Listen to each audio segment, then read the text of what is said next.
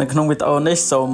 ចែករំលែកពីរបៀបធ្វើដំណើរនៅតាមរថយន្តក្រុងនៅក្នុងទីក្រុងសៀងហៃប្រទេសចិន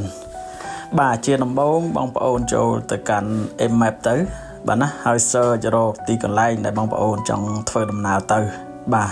អញ្ចឹងនៅក្នុង M-Map ហ្នឹងបងប្អូនអាចប្រើជាភាសាអង់គ្លេសក៏បានជាភាសាចិនក៏បានតែបើប្រើជាភាសាចិនវាមានភាពងាយស្រួលជាង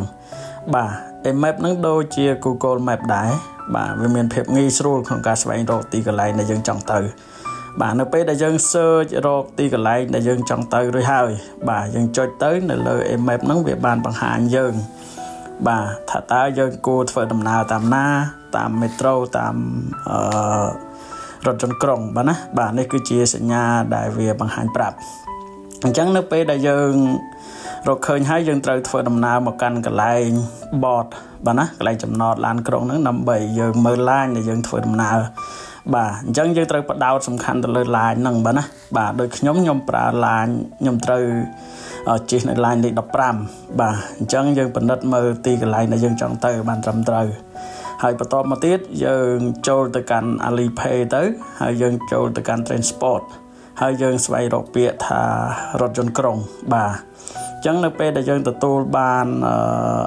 QR code ហើយយើងរងចាំបន្តិចបាទនៅពេលដែលរថយន្តមកដល់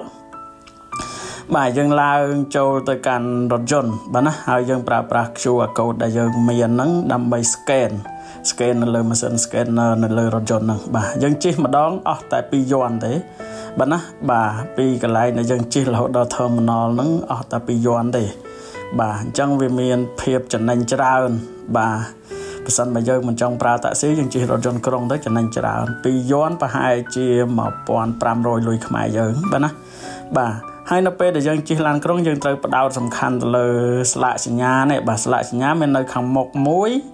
ហើយមាននៅលើជញ្ជាំងរថយន្តហ្នឹងមួយដែរបាទណាបាទមួយឬក៏ពីរហើយយើងផ្ដោតសំខាន់ទៅលើស្លាកសញ្ញាហ្នឹងបាទមិនអញ្ចឹងទេយើងអាចហួសចំណតដែលយើងចង់ចុះបាទ